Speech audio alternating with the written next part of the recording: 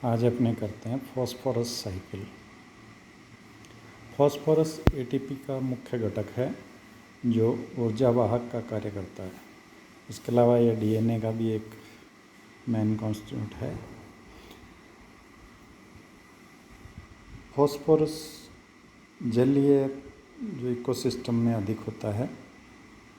Phosphorus cycle में वायुमंडल की प्रावस्था यानी वायुमंडलीय फेज जो है वो नहीं होती।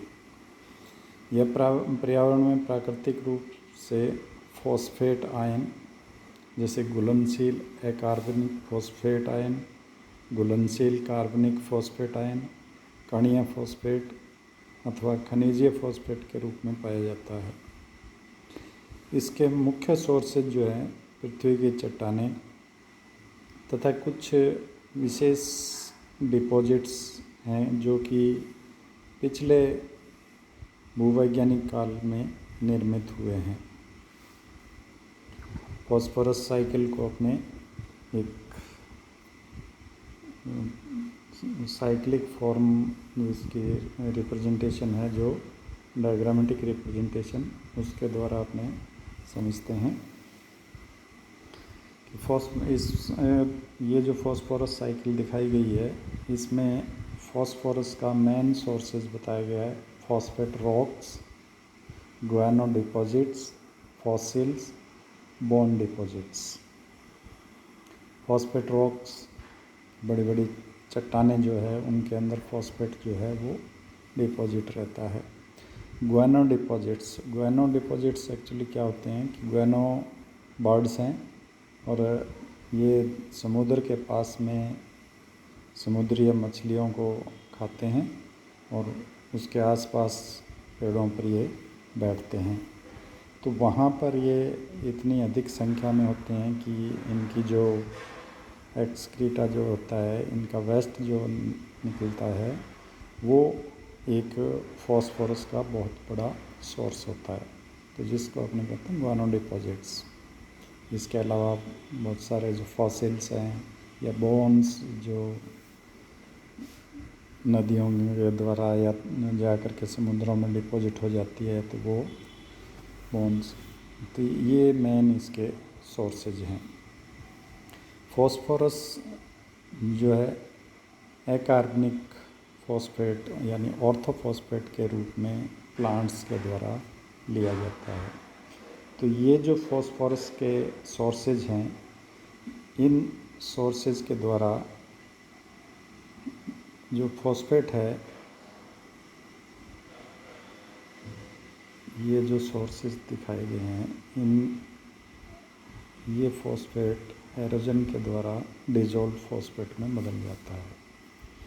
अब डिजोल्व फॉस्फेट जो है वो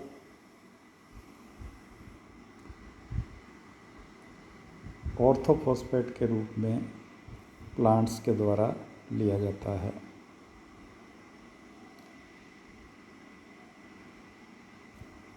इस डिजोल्व फॉस्फेट को प्लांट्स के द्वारा लिया जाता है। प्लांट्स के अंदर ये ऑर्गेनिक फॉस्फेट में बदलता है। प्लांट्स को एनिमल्स यूज़ करते हैं तो एनिमल्स के अंदर ये फॉस्फेट आ जाता है जो कि एनिमल्स के अंदर ऑर्गेनिक फॉस्फेट के रूप में। तो इन प्लांट्स और एनिमल्स के डेड पार्ट्स जो हैं उनको बैक्टीरिया यूज़ करके बैक्टीरियल फॉस्फेट के रूप में आ जाते हैं। एनिमल्स का एक्सक्रीटा जो भी निकलता है वो डिजोल्व फॉस्फेट यानी जल के अंदर चला जाता है डिजोल्व फॉस्फेट के रूप में।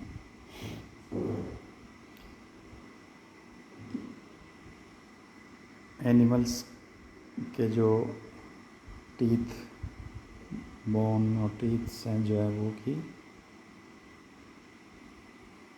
समुद्रों में चले जाते हैं और सैलो सेडिमेंट्स के रूप में छोटे छोटे कम गहराई वाले क्षेत्र के अंदर ये जमा होते जाते हैं।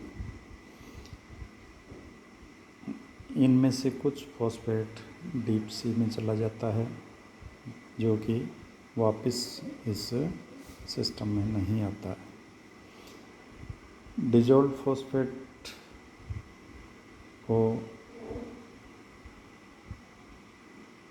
डिजोल्व फॉस्फेट या जो रॉक्स हैं ये घुल करके पानी के अंदर आते हैं। पानी के अंदर जो एल्गी बैक्टीरिया एल्गी और जो फाइटोप्लैंक्टन्स होते हैं वो इसको यूज़ करते हैं, उनको यूज़ करते हैं बर्ड्स और फिशेज को बर्ड्स यूज़ करते हैं। और ये सारे एक जो बर्ड्स के जो डिपॉजिट्स होते हैं गुआनो डिपॉजिट्स के रूप में आ जाते हैं।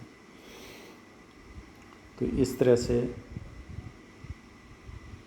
ये जो फॉस्फेट है ये एरोजन के द्वारा डिजोल्व में आता है। डिजोल्व जो फॉस्फेट है वो प्लांट्स के द्वारा ऑर्थोफॉस्फेट के रूप में लिया जाता है।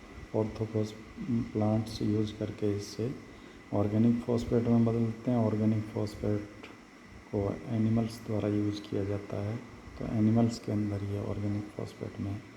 तो इस तरह से एनिमल्स और प्लांट्स के जो डेड पार्ट्स हैं उनको बैक्टीरिया यूज़ करके इसको बैक्टीरियल फॉस्फेट के रूप में यूज़ होता है। एनिमल्स का एक्सक्रीटा है जो कि घुलनशील होता है, वो जल में आ जाता है और ये ऑर्थोफॉस्फेट के रूप में प्लांट्स में या फाइटोप्लैंक्टन्स के द्वारा यूज़ किया जाता है। एनिमल्स के जो बोन और टीथ्स जो होते हैं वो मैराइन के अंदर समुद्र के अंदर आकर के सैलो सेडिमेंट्स के रूप में यानी कम गहराई वाले क्षेत्रों में धीरे धीरे डिपॉजिट होते जाते हैं। इनमें जो फॉस्फेट डिपॉजिट होता है इसमें से कुछ फॉस्फेट जो है धीरे धीरे गहरे समुद्र की ओर चला जाता है और जो डीप सी में जाते हैं वो वापस फॉस्फोरस साइकिल में एंटर नहीं हो पाते। तो इस तरह से ये फॉस्फोरस साइकिल चलता रहता है। तो ये फॉस्फोरस साइकिल